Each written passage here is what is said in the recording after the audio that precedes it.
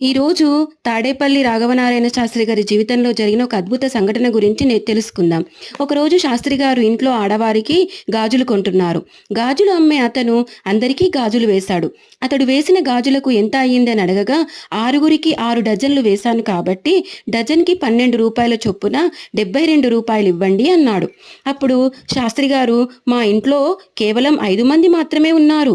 దానికి అతను, ఇందాక ఒక చిన్న పిల్ల కూడా గాజులు వేసుకొని లోపలికి వెళ్ళింది కదా అన్నాడు.